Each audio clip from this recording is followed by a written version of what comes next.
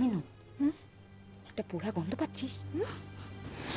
হ্যাঁ, কিন্তু আমি তো রান্না নামিয়ে দিয়ে এলুম। আমি তো রান্নায় কোনো চা পাইনি। তাহলে কোত্থেকে যাচ্ছে? এই যা, আমি তো আমার শাওরিকে রান্নাঘরে বসিয়েছি ডাল দেখবার জন্য। হ্যাঁ, তাহলে এটা তোমারই। দেখি বুড়ি আবার ওখানে পটল তুললো কিনা।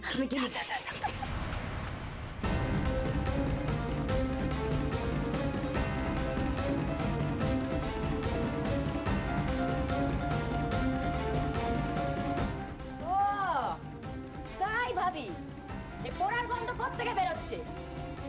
তার হচ্ছে আচ্ছা।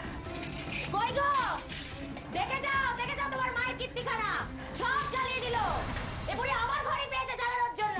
বৌমা, বৌমা, শোনো বৌমা। ছি ছি ছি, আপনার লজ্জা করে না? হ্যাঁ, ছেলে সংসারে বসে খাচ্ছে না, তার সংসারে আগুন লাগাচ্ছেন। কই গো, কোথায় গেলে শিগগিরি এসো। কি হয়েছে নিজের চোখে দেখো।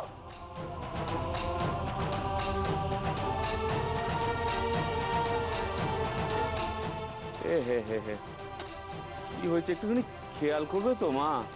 নামিয়ে নিয়েছি বাবা, বেশি পড়িনি কো। আমি দেখছি কি করা যায়। আর আপনাকে কিছু করতে হবে না, আপনি অনেক করেছেন। ও নামিয়ে আর কোনো লাভ হবে না, যা হবার তা হয়ে গেছে। কাকে গেলাবেন ওটা?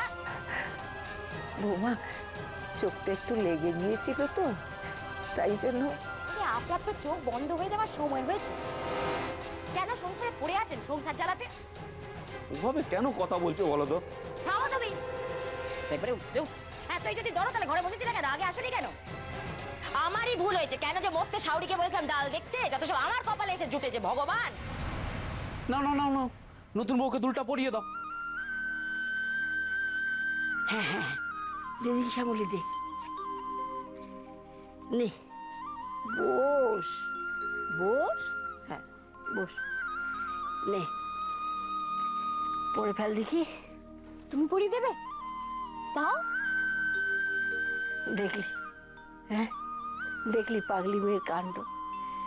ওরে পাগলি, সবই যদি আমি করিয়ে দেব, যখন আমি থাকবো না তখন কি হবে শুনি? হ্যাঁ, আবার এই কথা? নটি গার্ল, দুষ্টু মেয়ে। ঠিক ঠিক আছে ঠিক আছে, তুই কোমর থেকে হাত নামা দেখি, আমার ভয় লাগে। বস। হায়,